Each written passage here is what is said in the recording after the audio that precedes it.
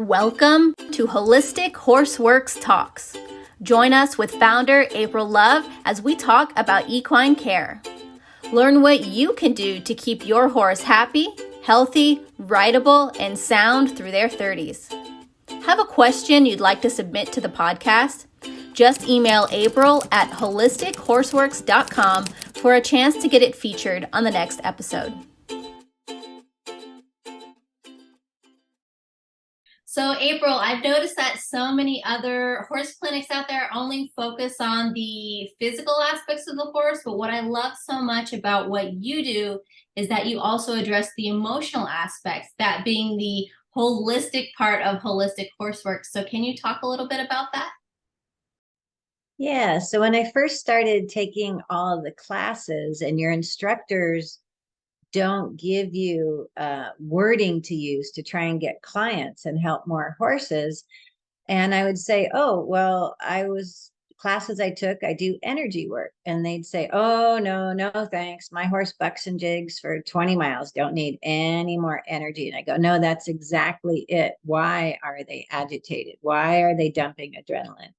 Why are they jigging and bucking? And why do you think that type of horse makes a good endurance horse? Just because they don't settle for 20 or 30 miles. So getting into the emotional component. And is your horse in pain? When your horse is in pain, you're dumping adrenaline, and you can't sit still when you hurt and when you're dumping adrenaline. So they're like, oh, I'd make a really good 100-mile endurance horse. I'm like, but you're still in a crooked body with an emotionally imbalanced horse. And your emotions are going to affect your organs. One of the classes I took, Dr. Bradley Nelson, Emotion Code, is all about when we have trapped emotions in our body, how it affects our organs. So grief is lungs, and anger is liver, and fear is kidneys. So if you've ever seen a horse that seems angry or fearful or having breathing issues, it's another way to look into it.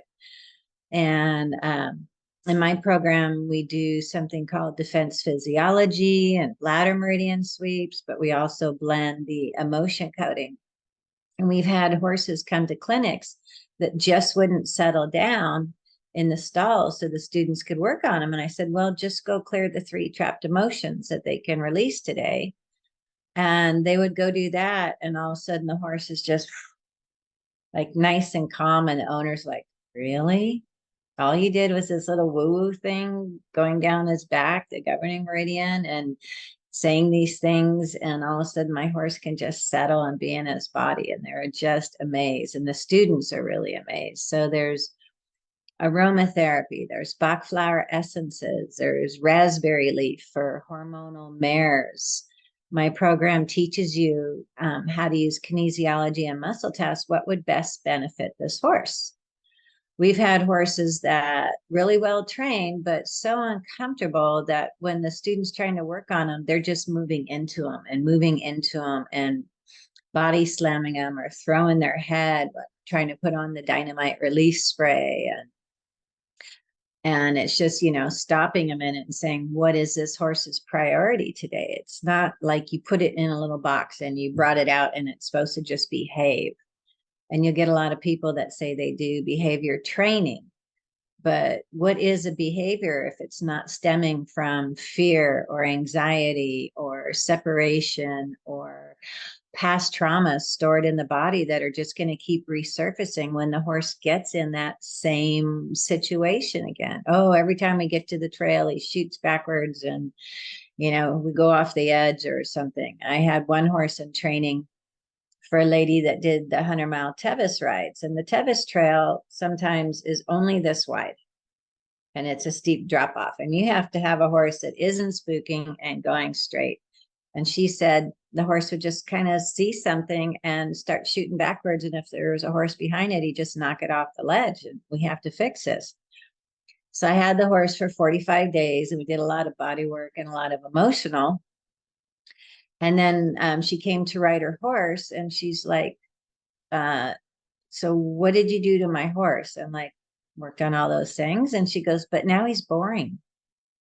I said, yes, he's safe. He's calm in his body. He's focused on his job, and he's going down the trail. And she goes, but I miss all the excitement. And I'm like, you wanted safe, so she now had a horse that would walk, trot, and canter through anything, but stopping and dealing with the emotional issues of the horse and the pain issues of the horse, and even vision issues. When we do cranial sacral, it's, what's going on inside that horse that's creating that behavior, not spend 30 or 60 minutes in the round pen until the horse finally gives up and says, okay, I'm going to do what you want.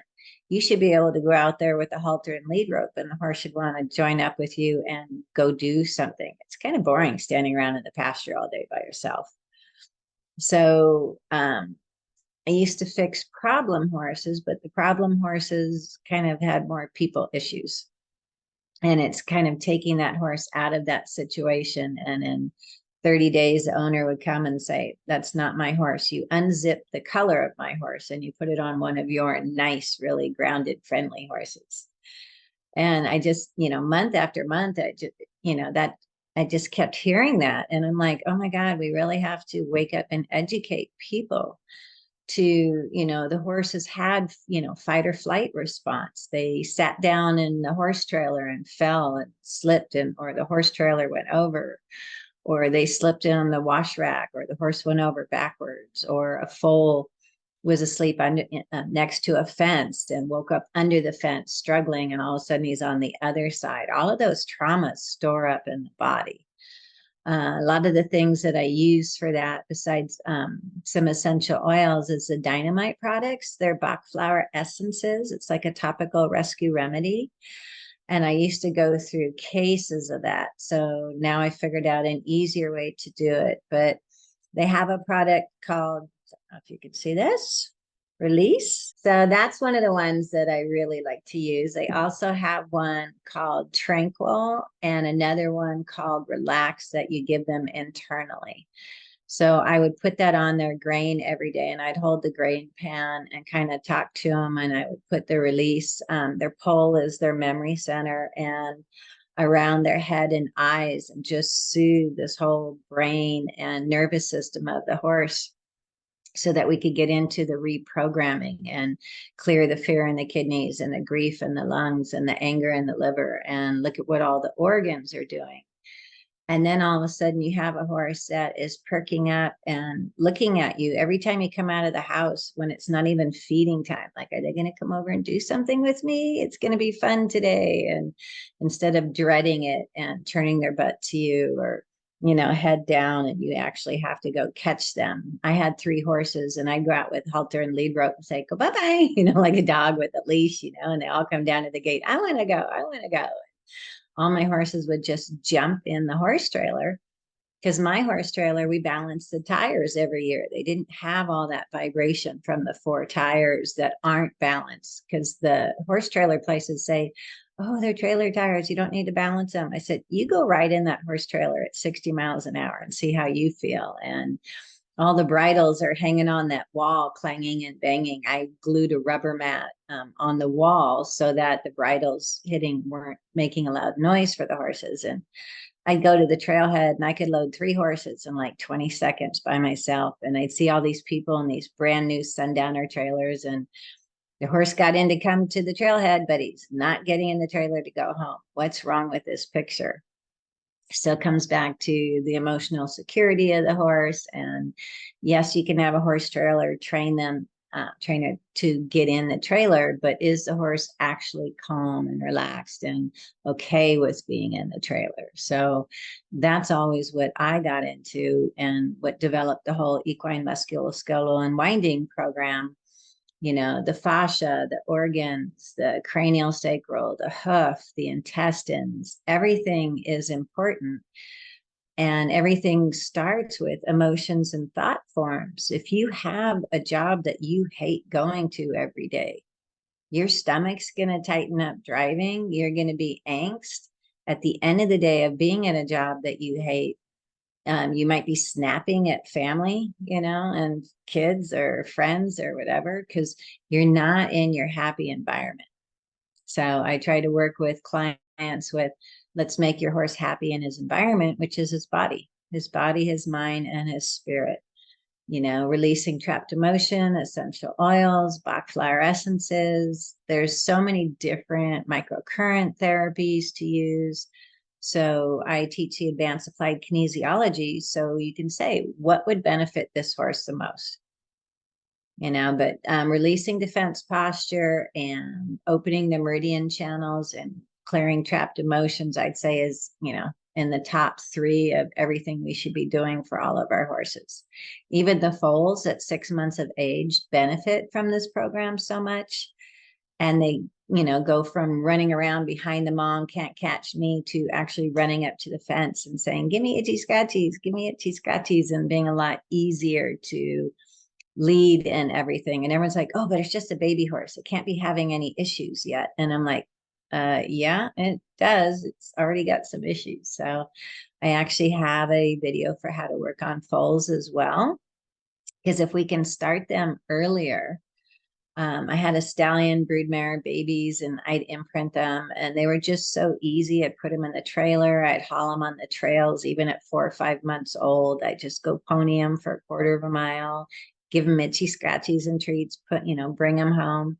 There was no having to break a horse. We'd lean over them. They were totally fine with us just leaning over them. They were totally bonded with people and having that whole relationship that, they're like, oh, we really like your horses. If you fall off, they stop and look at you on the ground like, why are you on the ground? You're supposed to be on my back. So yes, I really like explaining to all my students and the people that follow me about the emotional, spiritual connection with the horse, and how easily we can be having a bigger, deeper bond with our horses through this. So you touched on this a little bit already, but I would love to hear more about how does the emotional trauma start in horses? Like, how does a horse experience anger that they hold on to, or how do they experience grief that really just changes them on this physiological level? So there's so many instances where a pasture mate dies. It was their horses bond in herd. You can have just the separation anxiety of the foal and the dam. Are you doing it gradually? So at my place, the babies would get separated out right on the other side of just a 6-foot no climb fence, and they could be with their moms. And then at nighttime, they could go back in at nurse, but they had, little horses to play with. So it was more gradual. Are you just ripping them apart and they never see them again and they scream at each other for days? Anger would come from, I've seen some pretty horrific training methods where the horse can't turn or bend on the bit, which would be cranial sacral issues and atlas and axis out of alignment. And they'll bit up the horse, and with one rein, they'll tie it to the stirrup, trying to teach that horse to bend all day. And they're just in so much pain. And I've had clients say they lost a horse. The horse went up and over backwards and died at trainers. And I'm just like, oh my God, I've seen people sack out horses where they, lay them down and put tarps over them and all these things to terrify them, to try and sack them out. Or I've worked on horses that have had 2x4s taken to their heads while they were tied up. And the owners who got them rescued them. There's like a whole board, imprint across the whole nose bridge of the horse. There's some pretty horrific things that happen either on purpose or, just by accident, running through the field and sliding and stopping, or sliding into a barbed wire fence and getting all the hind legs all wrapped up in the barbed wire fence and the struggle, and they think they're going to die. There's been horses attacked by wild animals. There's so many things going on. It's just amazing. And they're just supposed to forget all that. That happened 2 days ago, and the horse is not supposed to be processing that anymore. How can that happen? I've seen horses that the brakes went out on the dually, and they were going down this long mountain road, and the trailer flipped off and rolled with the horses in it. And it's amazing that the horses will actually get back in another horse trailer. Can you imagine being, your head's tied and you're just tumbling down a mountain like that? There's so many things that happen, and it's time to just stop and say, okay, what's going on with my horse? So if the kidneys are stressed, the kidney meridian runs through the hocks, you're going to have hock issues. So in my level 2 class, what do we need to clear the kidneys? Do we need to release a trapped emotion? Do we need to do an essential oil? Do we need to do some microcurrent therapy? What do we need to support the kidneys? And when horses have COPD or other breathing issues, are the ribs are all in alignment? Is the diaphragm release from level 2? Are they able to expand and get a full breath? Is there any grief or other emotions affecting lungs? I've had a people client asthma on inhalers, and in Hawaii, the Bach can get to people. But we did the NCD detox and cleared 42 trapped emotions just in lungs. And he could get off his inhaler to paddle for canoe racing again.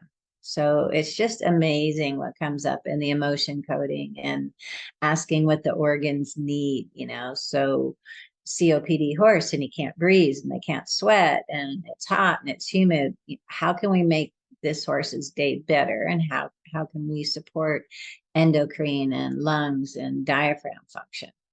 So that's what all my classes get into that a bunch of other classes don't, that are just shiatsu or acupressure or massage or osteopathy. It's bringing everything together into. Some people want to know, well, how did my horse get this way? Your horse is 7 years old. And you're the 4th owner. There's so many things that could have happened. I just want to identify with what are the issues now? How do we get him to release them? And how do we move forward from there? Right. I think when I was going through one of your distance readings the other day, and you get to the emotional section, like these are the trapped emotions in your horse, the first thing there, it just says something like, don't blame yourself, especially if this horse came to you. It's not about you personally. It's just about, like you said, dealing with it now. Right. And the long distance readings I do, people just send in left and right side picture, and I give them a 7-page report. And they're like, what do you mean my horse has anxiety and overwhelm and fear and depression? These are all human issues. Well, come to find out, the horses are trying to take on the people's issues. So the therapeutic riding horses have a lot, the ones that are doing the veterans or the special needs kids or adults, people are usually donating an older horse that can just barely go around the arena because it's safe for an unbalanced rider. And I'm still sitting here going, oh my goodness, we still need to help that horse. He's still trapped in that body with all of that going on. And yeah, so I'm just like, don't take it onto yourself, just let it go. But every client that I've worked with usually has between 40 and 100 trapped emotions to release, especially in heart wall.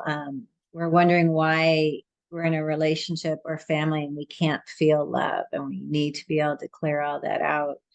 And everyone in your family and your pets. And if you do that, you just feel the whole vibrancy of the whole household just come up. And it's not such a drudgery to go to that work or that job or anything. You can go with a lighter spirit and a lighter heart. And when we move from there, then we can actually attain, better health, emotionally, physically. Like I said, going to a job you hate or sleeping, having to share, a marriage bed with someone that you don't have a good relationship with, your body is going to start to have health issues. Right. I know one of the things too, the Holistic Horseworks program, it's not always just about the horse, but it's about the owner too. So do you have tools or anything that you typically share with your students on like connecting with or healing or processing their own emotions during the process, or even like before they get to the horse? Because if you come to the horse and you're full of something, you're just going to give it to them. Right. Or if your vitality is so low, you'll take on the health issues of the person or horse that you're working on. I had a handler that would hold the horses for me at this one barn, and she'd go, my back's hurting. Now my heel's hurting. Now I said, okay, use your yes, now. Are these yours or is this the horse? and the horses will actually kind of telegraph, their health issues. So in my classes, it used to only be about the horses, but then the students weren't doing all of it. They just wanted to get to the physical releases. They didn't want to work on everything else. So we started adding that in for the students that come to my class, and they're like, I'm sleeping better and I'm not stressed. And, that person sent me that same mean text, but it's not affecting me the same way. And so it's nice to kind of remove ourselves from this tight anxiety situation and put us over here to where we can just say, wow. When they sign up either with my home study or they sign up for the hands-on classes, they're given all this homework and literature and videos to study and 160-page workbook so they can start working on themselves at home before they even come to the clinic. And we found that the people that are going to be really good at this type of work seem to have a lot more challenges. They get lost coming to the clinic. Things happen, and I'm just like, just keep focused right there, because that just means that you're going to be really talented and really good. And that was just the universe kind of putting up blocks for you. So you just need to clear all that. So since putting all these into nurture emails for the students that are coming as a reminder to clear their trapped emotion and do bladder sweeps and everything, they've gently prepared themselves in steps to get more out of my class, which is a really intense 3-day class that could easily be a 10-day class. There's so much information. People say, I had fibromyalgia. It's no longer bothering me. I have energy at the end of the day. Or my vision's improved. Or I can stand up easier from the chair without having to use my hands now. They're just noticing everything in their body. I do the first rib release on my students because that's part of, how we can or can't, use our shoulders and our arms.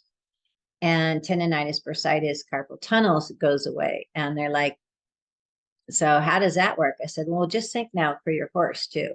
The horses had the first rib misaligned and it blocks everything through the thoracic outlet going down their front legs. And they're like, oh yeah, my horse can turn the barrels really fast and we're in 14 seconds and we're winning money now and stuff. So every little thing matters. The shape of the hooves, the shoulders, and the muscling in the horse and everything, and the emotional component. I mean, you have to have all of that to have a great competition horse. So when you see a horse for the first time or when you're doing a distance reading, what are some telltale signs that a horse has trapped emotions? Well, everybody has trapped emotions. So signs of it in person would be like horses that always pace, neurotic, can't stand still, don't like to be touched. They kind of tolerate grooming, but they don't really like grooming. I've had horses that were so aggressive to protect themselves that to do this body work, we had to put a bit in the mouth with the cavussaw to close it down so I could have lateral control, just to work on atlas and axis with a soft movement because he was swinging his head so bad and trying to bite. And a lot of that's emotional. I had to get in there, get rid of some pain. They seem to store like right up in their pole area where they get damaged from pulling back with a halter when they're tied, kind of like a memory center. So I really like to work on the pole. And I've had horses that everyone's like, you're going to go work on that. It's a rearing, fire breathing dragon. And the next day the horse's head is down and the owner's touching his ears like this. And they're like, oh my God, what did you do? It's not even the same horse. I said, well, we had to get rid of the pain and then the anger and the defensiveness, because every time someone did something with him, it hurt him more. And the horses do try to tell us, that's hurting. That's the ears back and the tail swishing and all that. So it's just, how do you tell? So from a still picture, not so much. I look at tight muscling. Is it a hollow back? Is it high head? What's the condition of the coat? How tight is the groin? What's the angle on the hocks? And things like that. And then you have the more sensitive breeds, the Arabians and the thoroughbreds, who, they're hot-headed. So you just know that going into thoroughbreds and Arabians, you're going to move a little bit slower than you would with like a halfling or a fjord who's just like, whoop, whoop-a-doo, I'm okay. So it's just like dog breeds are more sensitive and emotional, like the Aussie healers, they're super needy and emotional. So are our horses. So you mentioned a few things already about like techniques or tools that you can use for emotional healing. And can you go into that a little bit? I definitely know you have some resources, whether it's courses or products available on your website, but I would love to hear about like what are your most successful methods and how can we access them too? So, one of the most important lessons I learned was watching the DVDs of Robert Tennyson Stevens' Conscious Language. And what you speak is going to be your truth. If you say my back is killing me, it's not going to get any better. So when my clients say, I have fibromyalgia, I have cancer, I have Lyme, it's like cancel clear. You have this issue in your body. And we need to see, what's starting the symptoms, even with Hashimoto's and thyroid. The woman wasn't absorbing the nutrients to feed the thyroid, and her throat chakra was really, really low. So she had no energy in here for thyroid and throat chakra. So we worked on it that way. So Robert Tennyson Stevens, I am, I can, I will, I have. You don't want to say, I want, because want is lack of. You don't want to say want and need and those kind of things. I have love, I love love, I will love. It's affirming that you already have it in your life. And I have little reminders that come up on my calendar every day for any little glitches in my life. All two-leggeds love and appreciate me, because most of my students say, I just want to work on horses. I don't want to work on people too. I said, yeah, but the people, are with the horses and the horses take on the people stuff. So yes, you need to work on them as like a It's a set. package deal. Yeah. So I had wanted to start traveling and teaching, and he had said red is the color of money. So get a red wallet, get a red anything when you want money coming in for your business. So I went home, and department stores having a closeout sale, and I bought a red suitcase. I said, I am going to be traveling, teaching. And I did not buy a carry-on because I want it to be for more than a week. I want to be teaching globally. And that red suitcase sat in my bedroom. I didn't put it away for 3 months before I got the first call and said, hey, would you come up to Oregon and do a clinic for us? And, yep, got my suitcase. So it's all these little things that we don't think that matters. And I learned mind mapping and manifesting from Robert Tennyson Stevens, and using the conscious words on that. Then I did Dr. Bradley Nelson, emotion code book, and that was great. I kind of teach my students how to make that more, better, faster, how to just get it faster and how to read it a little bit differently. And then we use that in level 2. So what's going on in lungs? Your horse isn't breathing. Do they have viral? Do they have bacterial? Do they need an emotion cleared? Do they need an essential oil like breathe? We just keep asking, what does this area of the body need? And just clearing trapped emotions in lungs can do a really big thing. So you've got the words you speak every day and your affirmations. You don't want to be losing weight, because it's not okay to lose car keys or lose money. So when I used to be 195 pounds and I was riding horses 250 miles a week, and everyone's like, why are you heavy if you're getting off and running with the horses? And that's all female thyroid issues. But I just put on my mirror, my perfect weight is 148. You don't want to say what you want to lose. You want to just see your goal. I have students that want to come to my class and they're like, I just can't afford it. I said, well, let's get rid of that wording. Now, how many horse clients do you have? Oh, about 10. So ask them, would you be willing to put in $100? I'm going to go take these new classes and your horse will be the first one I come back and do all this on. And they called me 2 days later and said, I have all the money.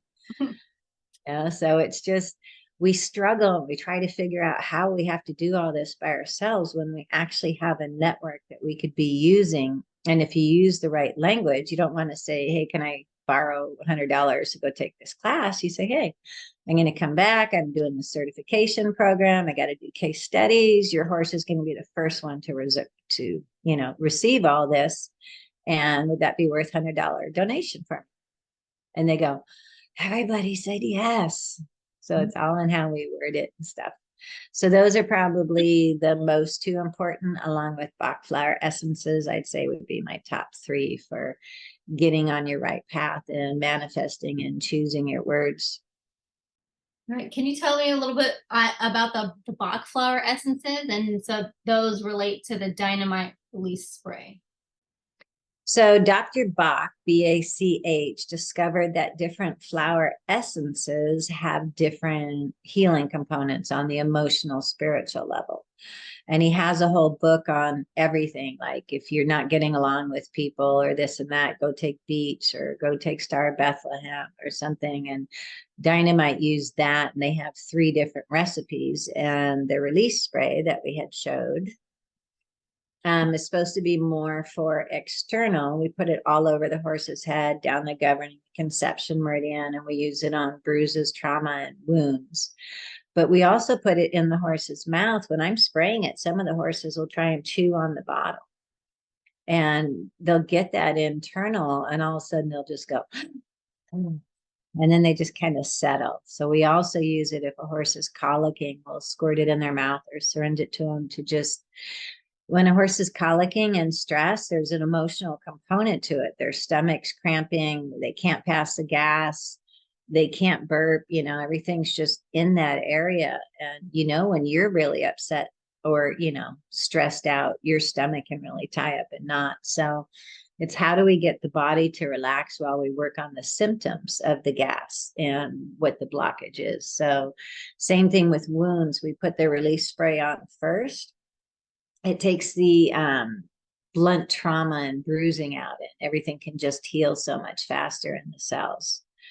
So I know they sell Rescue Remedy in health food stores, which is Bach flower essences, but there's a cute little book and you can just look up what everything's good for. And they're just amazing products. And the horse is like, wow, I just put that tranquil spray on the grain, 10 sprays, like you said, for 5 days. And now my horse doesn't mind getting in the trailer, taking away that fear and that, oh my God, it's going to be like last time. Right. So I know right now I'm just imagining people listening to this and they're thinking like, oh, this sounds like out there, or this sounds a little airy fairy, or like woo woo, or however people phrase it. I think that even in our society, a lot of people aren't even in touch with their own emotions to begin with. So it's a whole big journey. But what would you have to say to people who maybe are a little bit hesitant to start, looking at things this way? Jump in with both feet. I tell them to give me a call because they can send me a picture of them and I can kind of do a reading on them and tell them what's going on, why they don't feel good, why they're not sleeping, why they're hormonal. And when they start saying, oh my God, that's right on, or I give them a couple of trapped emotions to release and they're like, abandonment, Hartwell, age 26. Yeah, that's when my fiance left me or something. They'll be like, it's right on. And when you get that, just that, wow, that was right on, then they start to open like a flower and like, what else is possible and what else is possible. But you have to, other people say, I'll go buy my book. I'm like, no, let's have a talk. Let's see what's going on in your life, just like your horse. And I'll give you a couple free things to do and see how you feel. Because this is all going back to old plant medicine. This is what our ancestors did. And then they tried, making everything in pharmaceutical companies. And now that's all there's way too medicines out there, and the side effects of, oh yeah, take this for restless leg syndrome, which is only magnesium and selenium deficiency. And then they have a whole list of side effects. Might cause death, dizziness, you're just going on and on, where you don't have that with the plants. So it's time to get back to nature and nurture our bodies. Yeah. And call me. Yeah, I hear you on that. I feel that. So we've explored so much already. Do you have anything else you want to mention on the topic of emotional healing for horses or horse owners before we close up? So I have so many people that email that say, okay, I've been following you for 4 or 5 years now, and I'm finally ready, because everything you say is just what my horse is doing. And they're like, where do I start? And I'm like, well, let's either do my home study program or get the workbook. And I say, just try and learn 2 things a day. Don't overwhelm yourself. People like, oh my God, I have to fix all this at once. No, you don't. It didn't all get there at once. And they're like, so what do I start with first? So I give them the basic step-by-step program of, we're going to do this, then we're going to do this, then we're going to do this. And they're like, great, just 2 things a day. I can do that. I have the bandwidth to learn 2 new things a day. Great. So, and it's just being gentle on ourselves. And there's too many people that are out there, especially women, carrying the burden of the mom and the workforce and everything. And I'll tell my students, and it's 95% women that come to my class, why that is and why there isn't more men that want to get into this. We hope to change that someday, but it's, and like, you need to nurture yourself. Oh, I don't have time. I don't have 10 minutes to do the Alexander pose on the carpet so that my headache will go away, or my backache will go away. I'm like, if you don't start making yourself number 1 priority, then you're not going to be around to be able to help anybody else. And that's a big wake-up call. They're like, my last clinic, I had a client that could barely walk and took both hands pushing on something to get up out of the chair. And we put her on the table on level 2 cranial sacral and did some unwinding and did some bomb sweats on her feet. And she's like, I'm noticing that I'm walking and my footprints are straight. And she's like, I got up out of the chair without having to use my hands. I said, yes, you're running an equine, rescue rehabilitation place, and you're not nurturing yourself. And she's like, I know, it was being so painful every day to try and do what I was doing for the horses. And this was a big wake-up call that I need to stop and do some self-care. So that's also what I really promote. Even if it's just 10 or 20 minutes a day, we need to stop and say, this is what my spirit needs. This is what my body needs. So while you were talking about this, it brought up another time in a podcast before where you mentioned when you started learning kind of all this stuff, energy work, body work with horses, you had one of your teachers told you that you weren't sensitive enough to do it. And so how did you kind of come to terms with that or relate to that, somebody saying that to you? And if somebody else feels like they're that person, how can after I stopped crying about that, because this was my passion. My horse was hurting. I was always having to pay someone else. And for someone to say, you're not sensitive enough to feel this and this and that. And I tell people, so when I did the Dr. Bradley Nelson emotion coding, and most people have 60 to 100, I had asked how many trapped emotions I needed to release. It was 242. Wow. It's like, oh my goodness, no wonder why I'm going down this train track and it's not the life that I want. And I'm working 3 jobs with $17 left in my checking account after I make the house payment. And how do I get to this other trail? And it was interesting that stubborn came up 17 different areas in releasing the trapped emotions. I said, well, it's certainly a good thing that I had 17 counts of stubborn, so that I could find a way to still do this work and teach it to other people that don't feel it in their fingers, to just have the knowing that you're getting the job done. The worst thing we can do is not put your hands on the horses. They'll say, I didn't want to do it. I said, just go do bladder sweeps. on your horse. And then go offer to do it on 3 other horses and see what you feel the difference in that. And they go, by the 3rd horse, I could finally feel something, where the coat was changing. Great, so don't just practice on one horse, learn one thing and go do it on a bunch of horses. I said, but it's certainly a good thing I had 17 counts of stubborn, because I didn't give up when I was told that I wouldn't be good enough and I wouldn't be sensitive enough to do this program. And now we teach it globally, and we have 10 instructors working for me. And I give and empower my students that come to have a knowing. I was teaching a clinic at this beautiful barn in England with Jean, and we went to this facility, and the lady used to be a paramedic. So she was all left brain. There was no intuitive. There was no yes, no answers. We did a little evening clinic where I just kind of show what's wrong with the horses. And then we were going to do level 1, 2, and 3 in a row. And just coming out of that evening 2-hour clinic, she's going, witchcraft. But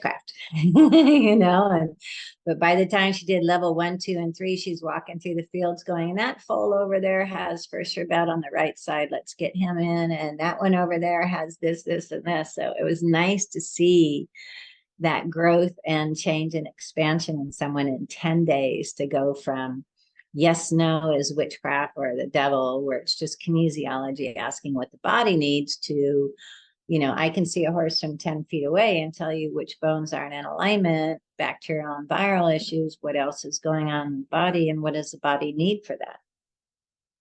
And that is, people are saying, you're praying to God and you're asking for help. This is a way to ask and get help. What does the body need? What's going on with the body? What's going on with the cells? Right. Yeah. I just love how you put it that way. So it's a good thing I was stubborn. And it's interesting because my life changed when I took that class, and you can clear your parents and they don't have to be there. 110 of those emotions were my mom's, and she was still alive. So I worked on her and me over 3 months. And in that 3 months period, our whole lives did a whole 180 flip.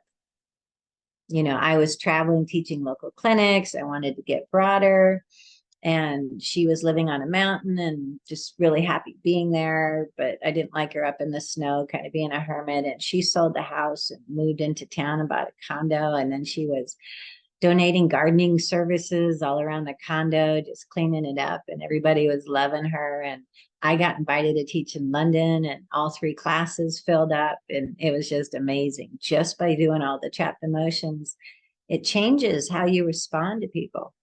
When that mean friend sends you a mean text, instead of saying, F you back or whatever, I could just text, wow, that really hurt. Was that your intention? And they're like, oh yeah, I guess I was kind of snippy in that. So it's just, it changes how we react to things. And it's just so much nicer. I only have friends in community now that are loving and supportive and kind, and no little people.